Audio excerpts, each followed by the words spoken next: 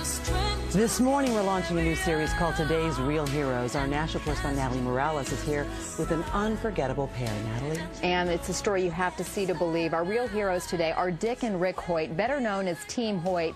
And if you haven't heard of them yet, be prepared. They are almost legends in their own right, and you'll see right now why they are heroes to so many. This is one of the greatest love stories of all time, a story of a father who climbs mountains and runs to the ends of the earth and back to give his son a better life, a life that transcends the limitations of his body. Rick Hoyt's fight started at birth 44 years ago when the umbilical cord was wrapped around his neck. He looked beautiful and he was strong and he was laying on his stomach, and I thought he was doing push-ups. But what it was, he was having spasms.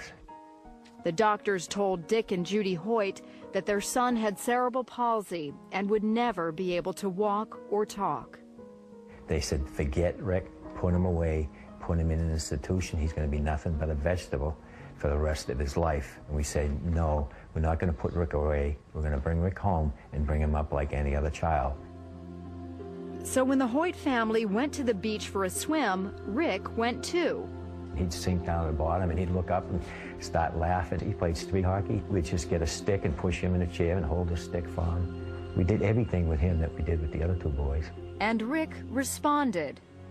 And you look in his eyes, and he was looking right at you, and you could tell that he understood everything they were talking about. But it wasn't until he was 12 when Rick found his voice, called the Hope Machine, a computer system created by a team of Tufts engineers. Hopefully people will look at me as an intelligent person and look past my disabilities. He could tell us exactly what he wanted, how he felt, you know, where he wanted to go. And it got him to go to school, and he got to be able to talk to a lot of other people. It was at high school where Rick first learned of a 5-mile charity road race for a paralyzed teenager. And he said, Dad, I have to do something for him. I want to let him know that life goes on. For Dick, who wasn't a runner, it was a call to action as a father.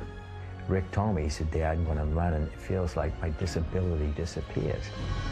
And that was all Dick needed to hear. Now, at the age of 66 and 44, Dick and Rick have run 950 races, 60 marathons, including their 25th Boston Marathon this year. They even started doing triathlons, competing in 6 Ironmans, the ultimate test of strength and endurance. All the way, Dick pulls, pushes, and carries Rick's 110-pound frame over the course of the 2.4-mile swim, 112-mile bike ride, and 26.2-mile run.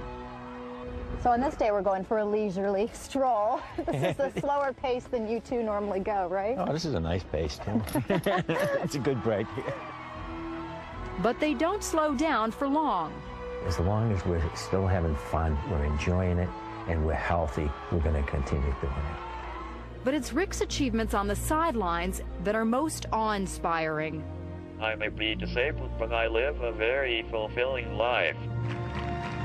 Not only did Rick graduate from high school, but also from college, earning his degree from Boston University. And he now lives in his own apartment. I have shown to disabled people that they don't have to sit back and watch the world go by.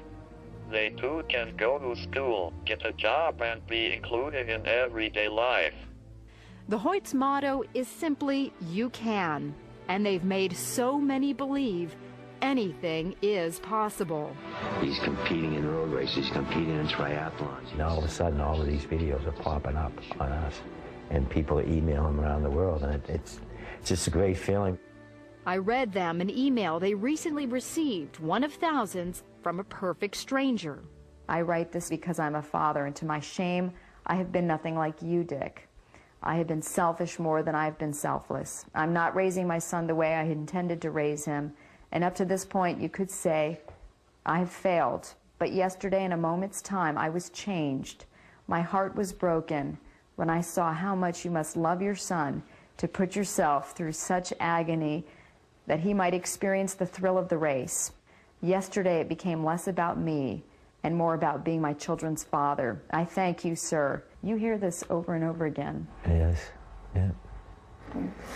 It clearly is, it touches you every time.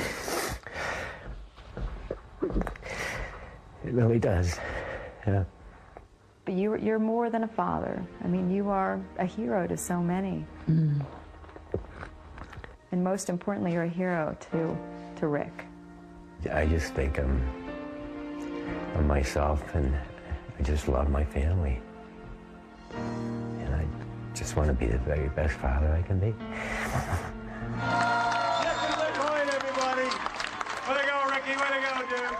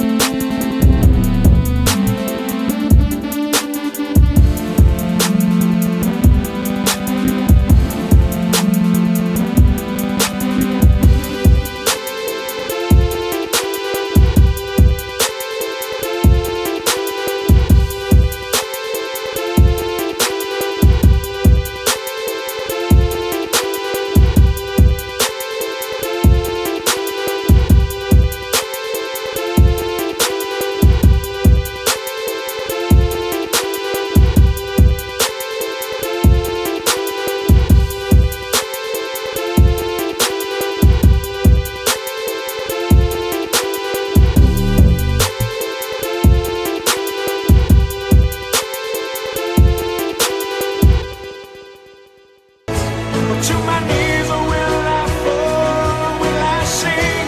Hallelujah. Will I be able to speak it all? I can only imagine. I can only imagine. I can only imagine.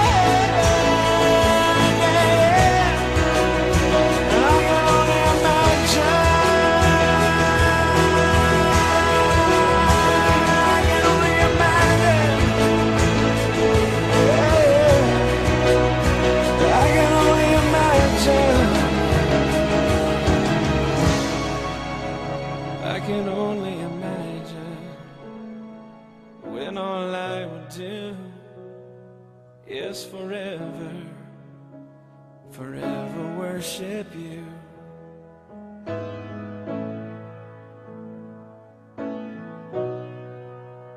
I can only imagine.